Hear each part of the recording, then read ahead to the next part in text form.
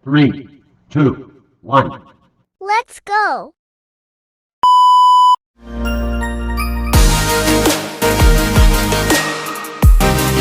Assalamualaikum warahmatullahi wabarakatuh. Perkenalkan, nama saya Livia Dwi Puspa dengan akhiran NIM 2007. Tujuan saya membuat video pembelajaran kali ini guna untuk memenuhi tugas akhir mata kuliah Bank dan Lembaga Keuangan Non-Bank dengan dosen pengampu Bapak Dr. Andes Warmono Singgi, MSI. Dan materi yang akan saya bahas yaitu gambaran dan mekanisme operasional dana pensiun. Nah, topik yang akan saya bahas yaitu yang pertama, pengertian dana pensiun, yang kedua, peraturan dan pelaksanaan investasi dana pensiun, yang ketiga, prinsip-prinsip akuntansi dan investasi yang berlaku di industri dana pensiun, yang keempat, strategi manajemen risiko untuk dana pensiun, dan yang terakhir yaitu gambaran umum mekanisme dana pensiun. Nah, yang pertama yaitu pengertian dana pensiun. Dana pensiun adalah program keuangan yang dirancang untuk membantu individu menyimpan dan menginvestasikan dana selama masa kerja mereka, dengan tujuan untuk memberikan sumber pendapatan saat mereka pensiun. Itu peraturan dan pelaksanaan investasi dana pensiun. Peraturan dan pelaksanaan dana pensiun di Indonesia diatur dalam Undang-Undang Nomor 11 Tahun 2019 tentang Cipta Kerja yang mengatur perlindungan tenaga kerja dan persiapan pensiun. Selain itu, terdapat peraturan-peraturan lebih detail yang terkait dengan dana pensiun tentang Sistem Jaminan Sosial Nasional atau SJSN, khususnya pasal 48 sampai pasal 58 yang mengatur tentang dana pensiun. Hal-hal yang terkait mengenai peraturan dan pelaksanaan dana pensiun yaitu yang pertama, pendaftaran dana pensiun, yang kedua, pengelolaan dana pensiun, yang ketiga, kewajiban perusahaan, dan yang keempat, masa pensiun. Nah, selanjutnya prinsip-prinsip akuntansi dan investasi yang berlaku di industri dana pensiun. Ada beberapa prinsip antara lain yaitu yang pertama yaitu prinsip konservatif. Prinsip ini mengharuskan dana pensiun untuk mengadopsi pendekatan yang konservatif dalam mengestimasi nilai aset dan kewajiban. Prinsip ini menekankan pentingnya menghindari overestimasi nilai aset dan mengantisipasi kemungkinan kerugian potensial. Yang kedua yaitu prinsip kesinambungan usaha.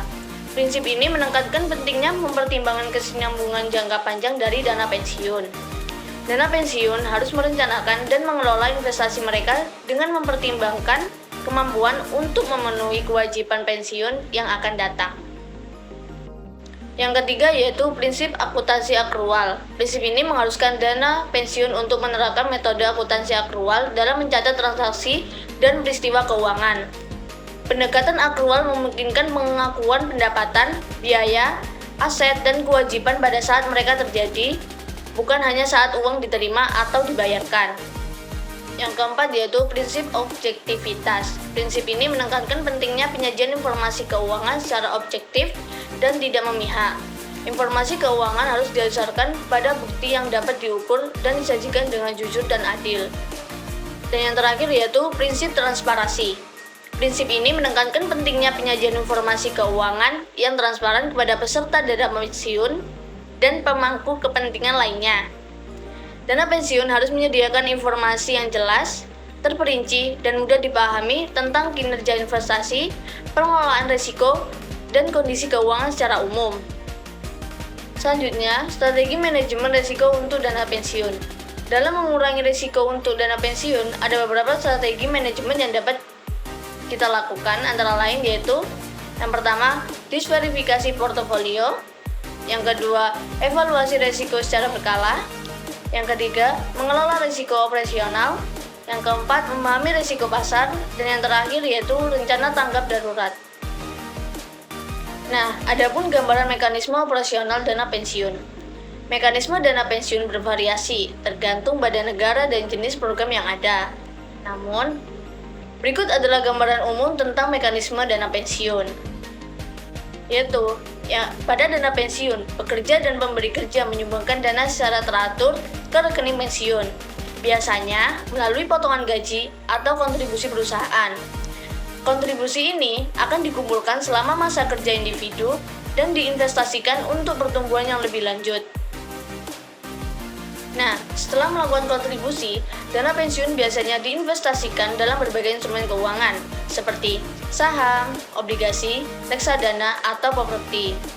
Tujuan investasi adalah untuk memperoleh hasil yang baik dalam jangka panjang sehingga dana pensiun dapat tumbuh seiring waktu.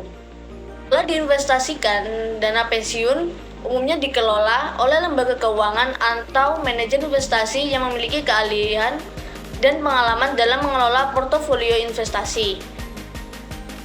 Mereka bertanggung jawab untuk memilih instrumen investasi yang sesuai dengan profil resiko dan tujuan jangka panjang dana pensiun.